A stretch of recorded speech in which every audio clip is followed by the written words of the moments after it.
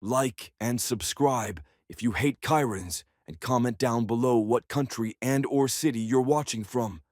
And if I'm the jerk in this situation, imagine coming home early from a trip, only to find a crowd of drunk teenagers blasting music, throwing beer cans in your yard, and swimming in your private pool like it's a public resort. And who's the ringleader?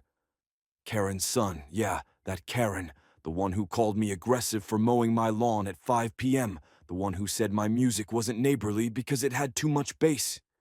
Her son, he's even worse. He's loud entitled, and let's just say his comments about people like me make it very clear where he got his attitude from, and after the third time, he broke into my backyard to throw a party while I was supposedly out of town.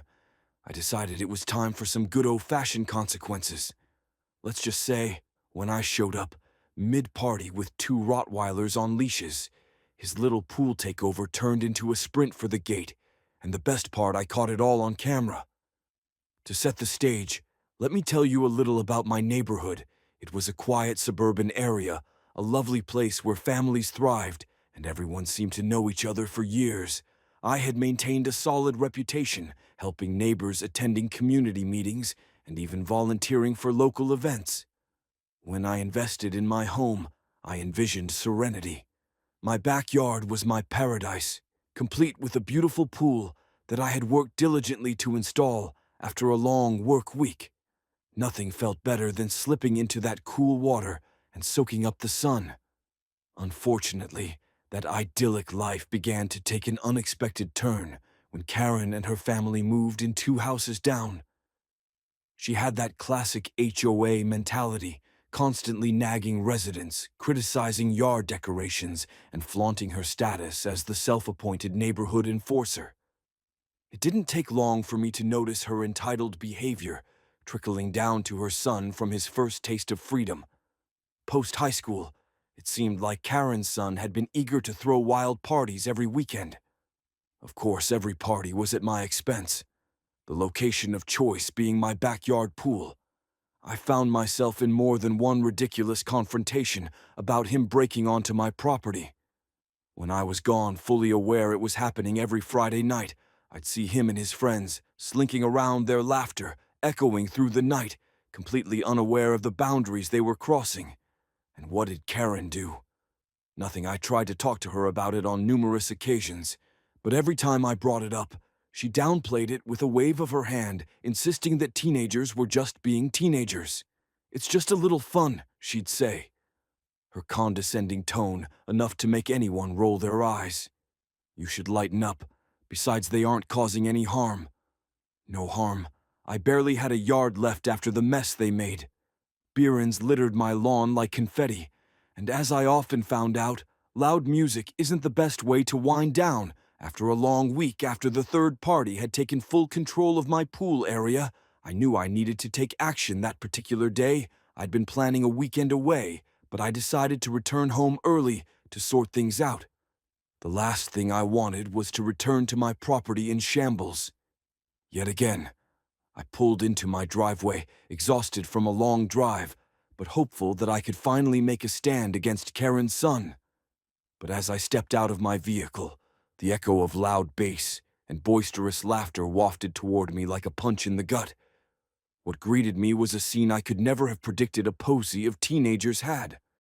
Taken over my backyard, every single one of them was either swimming in the pool or lounging around it, an outright invasion of my personal space. "Unbelievable," I muttered, shaking my head as I strolled toward my backyard, the scene growing clearer with every footstep. Empty beer cans lay strewn atop my patio furniture, and a suspiciously orange pair of floaties floated in my pristine pool. Amidst the chaos, there was Karen's son looking just as brazen as ever, wearing sunglasses and a silly grin while holding a solo cup. "Hey, we're throwing a party, come join us," he shouted, seemingly oblivious to the rage bubbling beneath my skin over my dead body. I called out, squaring my shoulders against this inexplicable breach of respect. "Get out of my backyard now." The laughter died down, and a silence washed over the group as they watched me approach. "Come on, man, lighten up," he said, waving a hand dismissively. "It's only for a little while, you can't even tell we're here. Tell that to my yard." I shot back, the fury spilling over as these kids reveled in their audacity with no regard for the rules of common courtesy. "Listen, it's Saturday. No need to be such a hard ass. Your pool is just too nice not to share," he continued, trying to maintain a carefree front. Now I had reached a tipping point. I refused to back down. Again, not after all the effort I had poured into retaining the sanctity of my home. Just then I had an epiphany. It was time to unleash my secret weapon. My two Rottweilers. I remembered how they'd been loving playmates, but also fierce protectors at the thought of it. I smirked. "I'll be back, you boys, stay right here." I dashed inside the house, calling for my dogs as I grabbed their leashes as I dropped a few treats into my pockets. Visions of my Rottweilers bounding into the backyard to reclaim my territory danced in my mind. I could picture it now, an unexpected takeover that would leave the teenage intruders scrambling for the nearest exit. "Bruno, Bella, come on, kids," I called, and within seconds the two came galloping down the hallway ready for action. They were both about 80 pounds of dog muscle, and the sight of them always sent a wave of confidence rolling through me. "Ready to give these punks a taste of your power?" I asked, and they responded with wagging tails and eager expressions, leashing them up. I couldn't stop the grin from spreading across my face as I felt the anticipation surge within me. "Let's go. Let's show them what it means to mess with the wrong homeowner, with my fur babies in tow." I marched back toward my backyard, ready to reclaim my space. As I approached, I spotted Karen's son still lounging in my pool, completely unaware of what was coming his way. With a confident flick of the wrist, I announced my presence with the hearty bow. "What the hell is that?" he yelled as he saw me appear wide-eyed with disbelief. But it wasn't just me who had their eyes set on the gathering. Bruno and Bella growled lowly in unison, ready for action. As eager onlookers began to back away, slowly toward the fence. "Guess who's crashing your little pool party now?" I said, laughing as Karen's son scrambled out of the pool, panicked coloring his expression. Sure, in a normal situation, I wouldn't send my dogs to threaten anyone. But this wasn't just any situation. It was about respecting boundaries and ensuring my home remained my home. And besides, my Rottweilers were simply well-trained guardians of the property. They wouldn't hurt a fly unless I commanded them to. What unfolded next could only be described as magic, as Bruno stepped forward, confident and protective. The party that had previously overtaken my backyard unraveled, Karen's son flailing and slipping in those Crocs made a shattered. I turned to her, chuckling.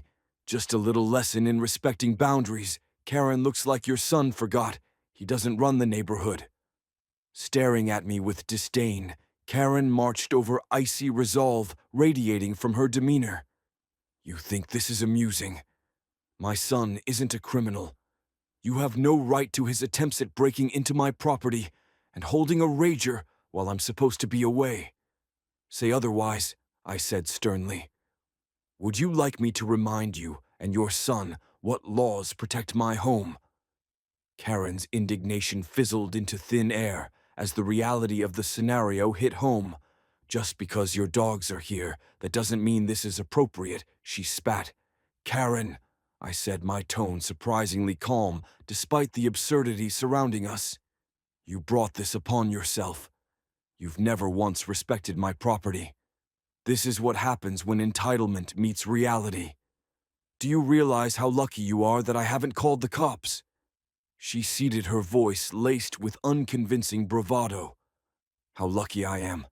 You're the one trespassing." I fired back. Tonight was the final straw. "You still think you're some kind of neighborhood enforcer because you hold a quick title as the HOA president, but your actions speak volumes about your character, and they're seriously lacking. You think you're clever, don't you?" she said, pretending to brush the dirt off her hands. Her confidence straining. "I don't need to be clever. I just need to know my rights," I replied, "and I'm not shy about defending what belongs to me. You should take notes with my dog standing next to me, like majestic lions ready to defend their territory. I couldn't suppress a grin. Next time you think of sending your son to hog my pool, think twice. You won't just face consequences. You'll face roaring Rottweilers. Karen huffed angrily as she turned to gather her son and an array of scrambling teenagers. You will pay for this. I'll make sure of it, she shouted as her son darted behind her. Embarrassed in front of his friends. Good luck, Karen. Maybe talk with your husband about property rights again. I called after her as they bolted, sure that she regretted ever underestimating my resolve as the chaos subsided in the parties.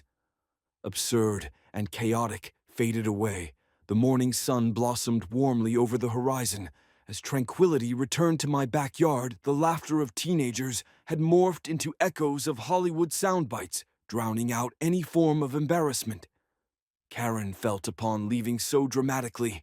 It didn't take long before I started receiving messages from my friends and neighbors regarding the encounter.